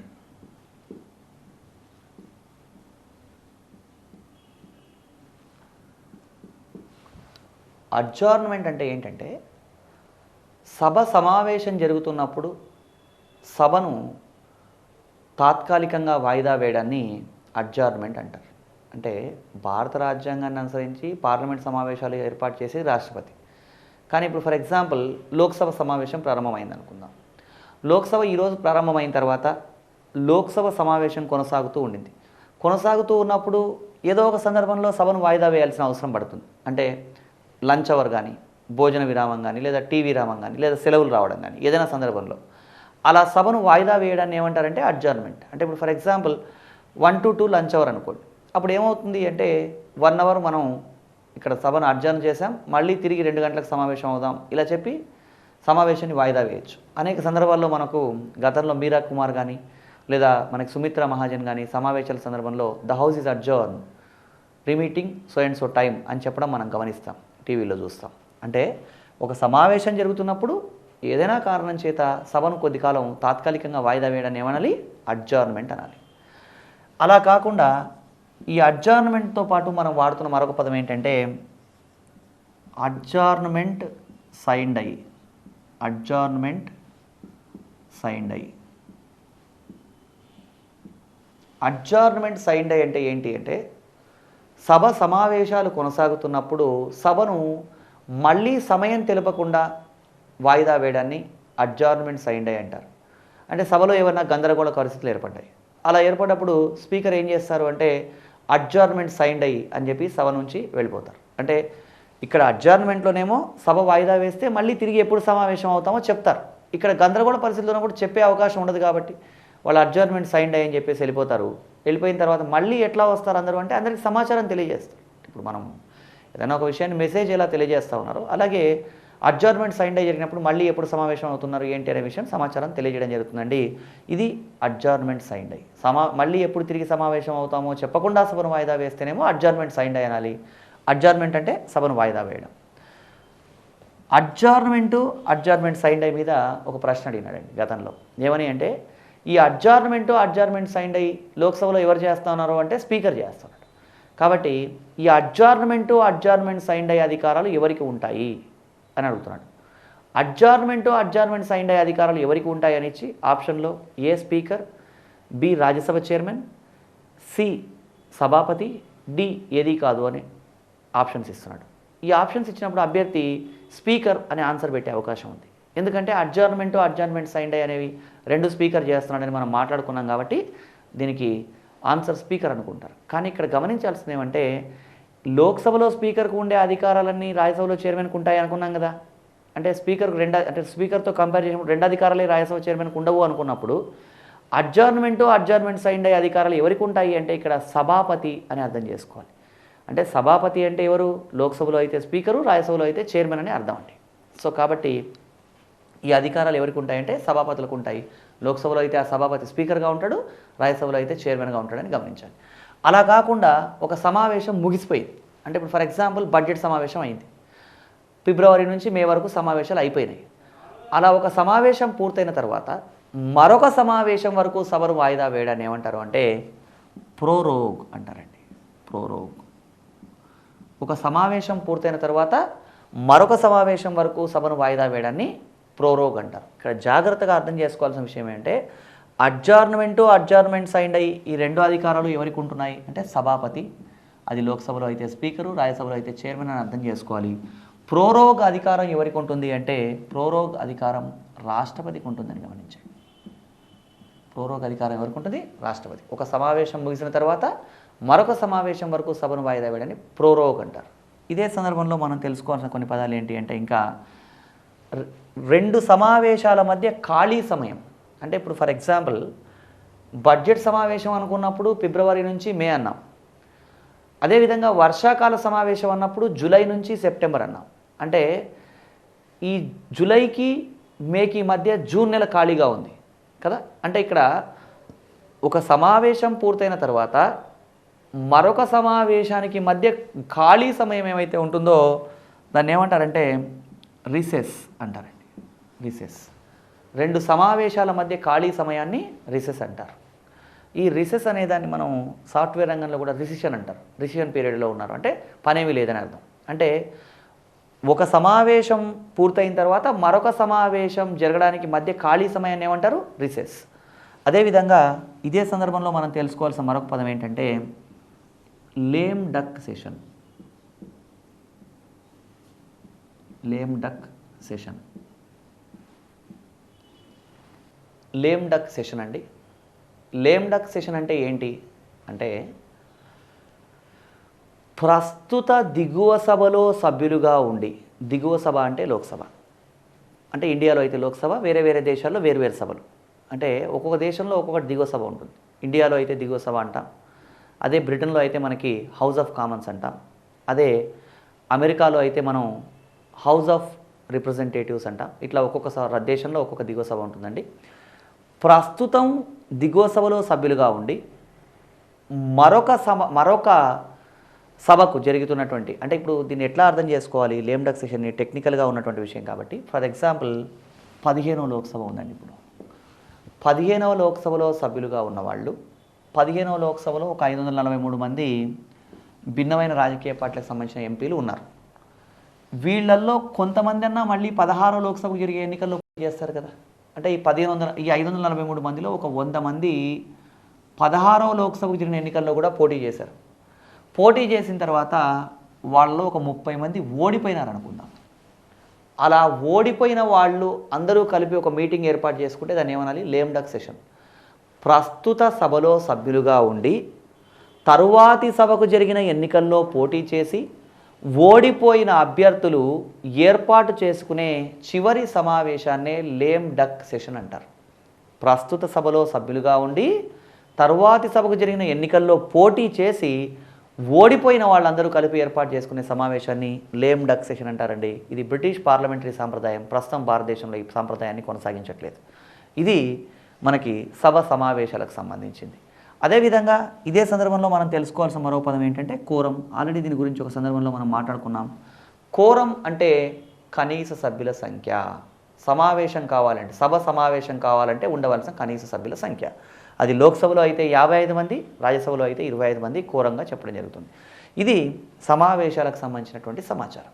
ఈ పార్లమెంటు సమావేశాలు అనే విషయాలు తెలుసుకున్న తర్వాత మనం బిల్లుల గురించి తెలుసుకోవాలండి. రకరకాల సందర్భాల్లో మనం రకరకాల బిల్లుల పేర్లు వింటాం. సాధారణ బిల్లు, ఆర్థిక bill, public member bill, private member bill, ద్రవ్య బిల్లు, ఆర్థిక బిల్లు, ఇంకా రాజ్యాంగ సవరణ బిల్లు, ఇట్లాంటి బిల్లులన్నీ రకరకాల పేర్లు వింటాం. సో ఈ బిల్లు అంటే ఏంటి ఫస్ట్ తెలుసుకుందాం. బిల్లు అంటే ఒక చట్టం చేయడానికి సంబంధించిన ప్రతిపాదన. అంటే మహిళా రిజర్వేషన్ బిల్లు అంటున్నాం. మహిళా రిజర్వేషన్ బిల్లు అంటే ఏంటి? మహిళలకి చట్టసభల్లో అంటే లోక్సభలో కానీ రాష్ట్రాల విధానసభల్లో కానీ 33% రిజర్వేషన్ ఇవ్వాలి అని ప్రతిపాదన. బిల్ అంటే ఒక ప్రపోజల్ అండి. అది యాక్సెప్ట్ అవుతే చట్టం అవుతుంది. అంటే చట్టం అవుతేనేమో అమల్లోకి వస్తుంది. బిల్ అయితే కేవలం ఒక ప్రపోజల్ మాత్రమే. అది యాక్సెప్ట్ అవుతుందా లేదా మనం చెప్పలేం. బిల్లును సభలో అంటే బిల్లును ఏం చేస్తారు? ఏదైనా ఒక బిల్లును తయారు చేసి లోక్సభ, రాజ్యసభ రెండిట్లోనూ ప్రవేశపెడితే 2 సభలు ఆ బిల్లును ఆమోదించి అది రాష్ట్రపతికి కూడా పంపితే రాష్ట్రపతి కూడా ఆ బిల్లును ఆమోదిస్తే అప్పుడు ఆ బిల్లు ఏమవుతుంది? చట్టం అవుతుందని గమనించాలి. సో దీంట్లో భాగంగా మనం రకరకాల బిల్లుల గురించి మనం తెలుసుకుంటామండి. మొదట మనం సాధారణ బిల్లు, ఆర్థిక బిల్లు మధ్య ఉన్నటువంటి భేదాలు గమనిద్దాం.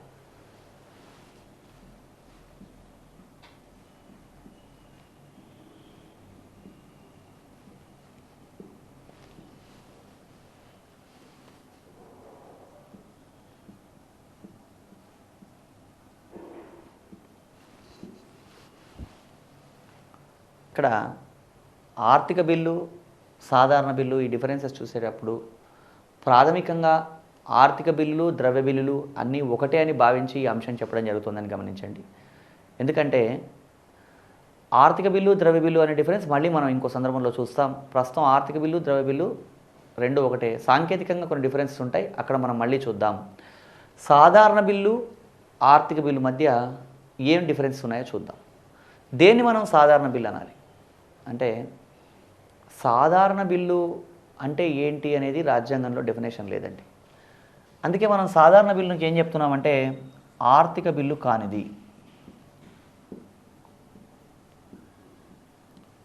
ఆర్థిక బిల్లు కానిదాన్ని ఏమంటున్నాం? సాధారణ బిల్లు అంటున్నాం. మరి ఆర్థిక బిల్లు అయి ఉండకూడదు. అలా ఉంటే దాన్ని సాధారణ బిల్లు అనాలి. మరి ఆర్థిక బిల్లు అంటే ఏంటి? ఆర్థిక బిల్లు అంటే ఏంటి అంటే మళ్ళీ సాధారణ బిల్లు కానిది అని రాయకూడదు. ఎందుకంటే మనం కొత్తగా చెప్తున్న విషయం ఏమి ఉండనట్టు అక్కడ. ఆర్థిక బిల్లు అంటే దేన్ని మనం ఆర్థిక బిల్లు అంటామంటే రాజ్యాంగంలో ఆర్టికల్ 110లో ఉన్న అంశాలను కలిగి ఉన్నది. ఆర్టికల్ 110లో ఉన్నటువంటి అంశాలను కలిగి ఉన్నది ఆర్థిక బిల్లు. ఇక్కడ ఆర్టికల్ 110లో ఉన్నది మళ్ళీ ద్రవ్య బిల్లు కదా, అట్లా కన్ఫ్యూజ్ అవ్వడానికి అవకాశం లేదని మళ్ళీ ఒక సందర్భంలో డిఫరెన్స్ చూస్తాం. కాబట్టి ఆర్టికల్ 110లో ఉన్న అంశాలు కలిగి ఉన్నది ఆర్థిక బిల్లు అని చెప్తాం. ఆర్టికల్ 110లో ఏముంటాయంటే ఆదాయ వ్యయాల ప్రస్తావన ఉంటుంది. అది ఏంటో మళ్ళీ మనం ఇంకో సందర్భంలో డిఫరెన్స్ చూస్తాం. ప్రస్తుతానికి మనం సాధారణ బిల్లు, ఆర్థిక బిల్లు మధ్య డిఫరెన్స్లో భాగంగా ఆర్థిక బిల్లు కానిదాన్ని సాధారణ బిల్లు అన్నాం. ఆర్టికల్ 110లో ఉన్న అంశాలను కలిగి ఉన్నదాన్ని ఆర్థిక బిల్లు అన్నాం. ఇంకా ఏమన్నా డిఫరెన్స్ ఉన్నాయా సాధారణ బిల్లుకి, ఆర్థిక బిల్లుకి అంటే, సాధారణ బిల్లును ముందుగా ఏ సభలోనైనా ప్రవేశపెట్టవచ్చు. సాధారణ బిల్లును ముందుగా ఏ సభలోనైనా ప్రవేశపెట్టవచ్చు. ఆర్థిక బిల్లును ముందుగా లోక్సభలోనే ప్రవేశపెట్టాలి. ముందుగా లోక్సభలోనే ప్రవేశపెట్టాలి.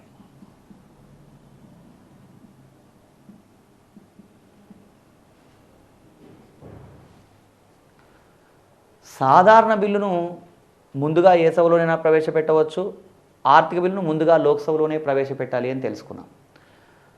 సాధారణ బిల్లును ప్రవేశపెట్టాలి అంటే రాష్ట్రపతి పూర్వానుమతి అవసరం లేదండి. రాష్ట్రపతి పూర్వానుమతి అవసరం లేదు. రాష్ట్రపతి పూర్వానుమతి అవసరం లేదు. అదే ఆర్థిక బిల్లు ప్రవేశపెట్టాలి అంటే రాష్ట్రపతి పూర్వానుమతి కావాలి. రాష్ట్రపతి పూర్వానుమతి అవసరం. అంటే రాష్ట్రపతి దగ్గర ముందస్తు పర్మిషన్ తీసుకొని ఆర్థిక బిల్లు ప్రవేశపెట్టాలని గమనించండి. సాధారణ బిల్లును అంటే సాధారణ బిల్లును ఒక సభ ఆమోదించిన తర్వాత సాధారణ బిల్లును అంటే ఫర్ ఎగ్జాంపుల్ సాధారణ బిల్లును లోక్సభ ఆమోదించింది అనుకుందాం. అలా ఆమోదించిన తర్వాత రాజ్యసభ ఎంతకాలం నిలిపి ఉంచవచ్చు అంటే 6 నెలల వరకు నిలిపి ఉంచవచ్చు. అంటే ఈ బిల్లును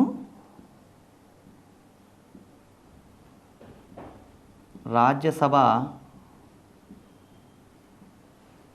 6 నెలల వరకు 6 నెలలు నిలిపి ఉంచవచ్చు.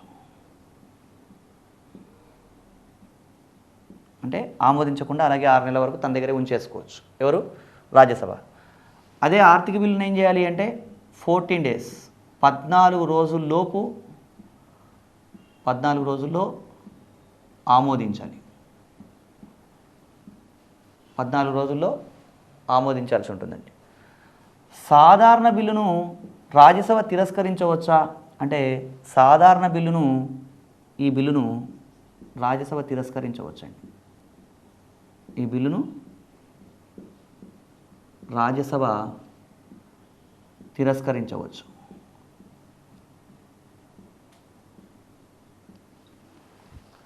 అదే ఆర్థిక బిల్లును అంటే ఈ బిల్లును రాజ్యసభ తిరస్కరించకూడదు. రాజ్యసభ తిరస్కరించడానికి వీల్లేదండి.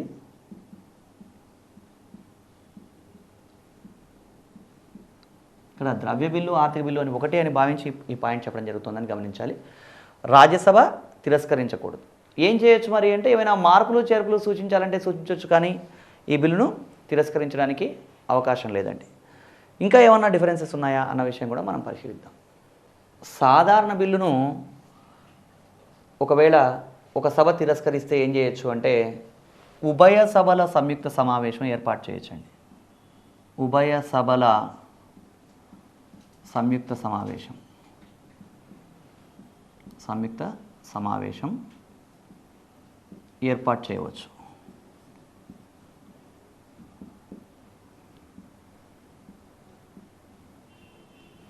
అదే ఆర్థిక బిల్లును ఒకవేళ సభ తిరస్కరించింది అనుకోండి, అట్లాంటి అవకాశం ఉందా అంటే అసలు ఆర్థిక బిల్లును రాజ్యసభ తిరస్కరించకూడదని మనం అనుకున్నాం. అంటే 14 రోజులు ఖచ్చితంగా ఆమోదించాలి. ఏమైనా మార్పులు చేర్పులు సూచించవచ్చు, కానీ తిరస్కరించడానికి అవకాశమే లేదు. ఎప్పుడైతే ఆర్థిక బిల్లును రాజ్యసభ తిరస్కరించకూడదు అని మనం అనుకున్నామో అప్పుడు ఉభయ సభల సంయుక్త సమావేశం అనే ప్రస్తావనే లేదు. కాబట్టి ఇక్కడ ఉభయ సభల సంయుక్త సమావేశానికి అవకాశం లేదని గమనించాలి. ఉభయ సభల సంయుక్త సమావేశానికి అవకాశం లేదు.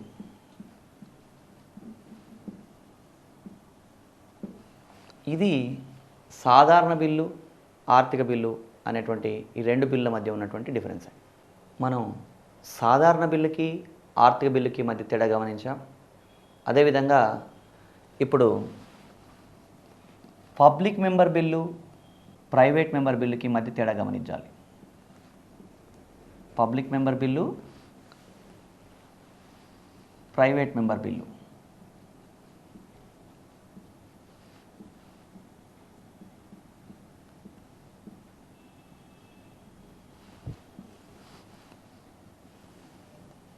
Public member bill private member bill మధ్య ఏం డిఫరెన్స్ ఉన్నాయి, అసలు పబ్లిక్ మెంబర్ బిల్ అంటే ఏంటి, ప్రైవేట్ మెంబర్ బిల్ అంటే ఏంటి, ఇవి మనం తెలుసుకుందాం.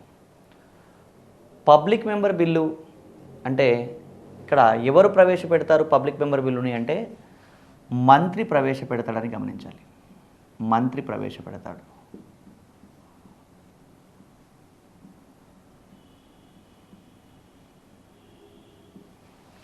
పబ్లిక్ మెంబర్ బిల్లుని మంత్రి ప్రవేశపెడతాడండి. మరి ప్రైవేట్ అంటే మంత్రి అంటే ప్రధానమంత్రి కావచ్చు, మంత్రిమండలిలో సభ్యుడు ఎవరైనా కావచ్చు, మంత్రి ప్రవేశపెడతాడు. ప్రైవేట్ మెంబర్ బిల్లుని ఎవరు ప్రవేశపెడతారు అంటే మంత్రి కాని పార్లమెంటు సభ్యుడు. మంత్రి కాని పార్లమెంటు సభ్యుడు. మంత్రి కాని పార్లమెంట్ సభ్యుడు. ఇక్కడ మంత్రి కాని పార్లమెంట్ సభ్యుడు అంటే అతను రూలింగ్ పార్టీ వాడా లేదా ఆపోజిషన్ పార్టీ వాడా అంటే ఎవరైనా కావచ్చు. అంటే ఒక ఎంపీ అయి ఉంటే సరిపోతుందండి. అట్లా మంత్రి కాని పార్లమెంట్ సభ్యుడు ఎవరైనా ప్రైవేట్ మెంబర్ బిల్లుని ప్రవేశపెట్టవచ్చు. పబ్లిక్ మెంబర్ బిల్లు మంత్రి అని, ప్రైవేట్ మెంబర్ బిల్లును మంత్రి కాని పార్లమెంట్ సభ్యుడు ప్రవేశపెడతాడని తెలుసుకున్నాం. పబ్లిక్ మెంబర్ బిల్లు సాధారణంగా అంటే ఎప్పుడైనా సరే పబ్లిక్ మెంబర్ బిల్లు ప్రవేశపెట్టేది మంత్రి కాబట్టి ఇది ప్రభుత్వం అభిప్రాయాల్ని ప్రతిబింబిస్తుంది. ప్రభుత్వం అభిప్రాయాల్ని ప్రతిబింబిస్తుంది.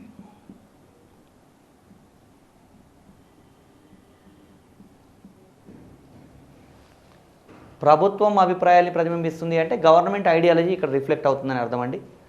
అదే ప్రైవేట్ మెంబర్ బిల్లు అన్నప్పుడు సాధారణంగా ప్రతిపక్షం అభిప్రాయాల్ని ప్రతిబింబిస్తుందని గమనించాలి. సాధారణంగా ప్రతిపక్షం అభిప్రాయాల్ని ప్రతిబింబిస్తుంది.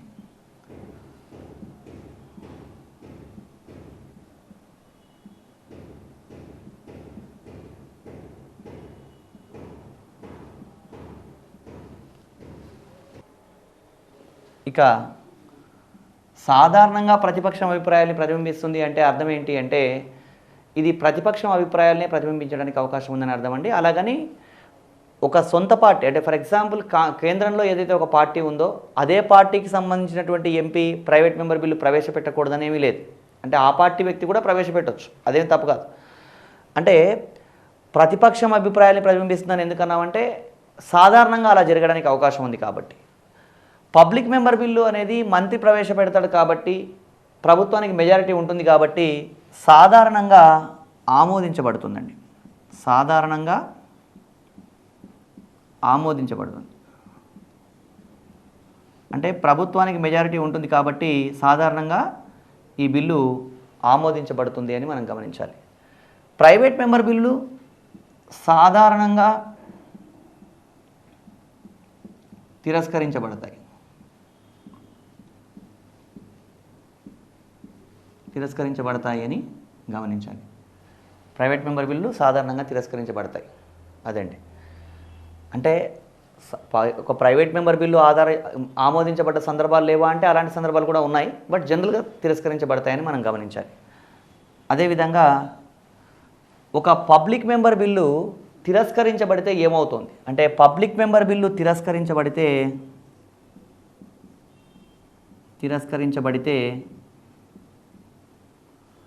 ప్రభుత్వం రాజీనామా చేయాలి.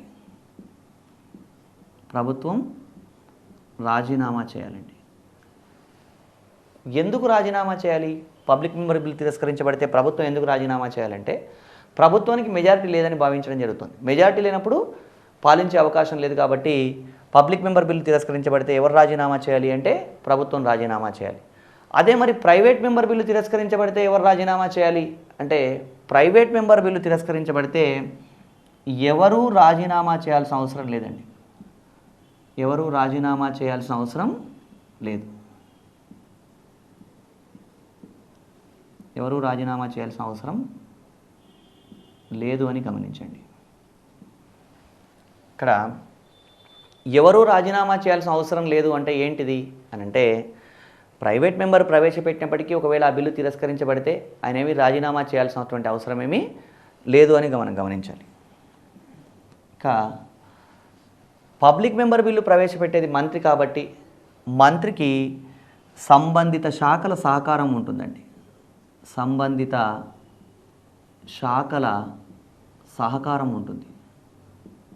అంటే మంత్రి బిల్లు ప్రవేశపెట్టినప్పుడు కన్సర్న్ డిపార్ట్మెంట్స్ అన్నీ కూడా అతనికి సహాయం చేస్తాయి. సంబంధిత శాఖల సహకారం ఉంటుంది. ప్రైవేట్ మెంబర్ బిల్లు ప్రవేశపెట్టేది ఒక పార్లమెంట్ సభ్యుడు కాబట్టి ఎంపీ కాబట్టి అతనికి ఎవరి సహకారము ఉండదు. ఎవరి సహకారం ఉండదండి. ఆయనే సొంతంగా తయారు చేసుకొని ఆ బిల్లు ప్రవేశపెట్టాల్సి ఉంటుంది. ఇంకా ఏమున్నాయి ఈ డిఫరెన్స్ అనేది ఒకసారి మనం గమనిద్దాం. పబ్లిక్ మెంబర్ బిల్లు ప్రవేశపెట్టాలి అంటే ఒక 7 days బిఫోర్ నోటీస్ ఇస్తే సరిపోతుందండి. అంటే 7 రోజుల ముందు నోటీస్ ఇస్తే సరిపోతుంది.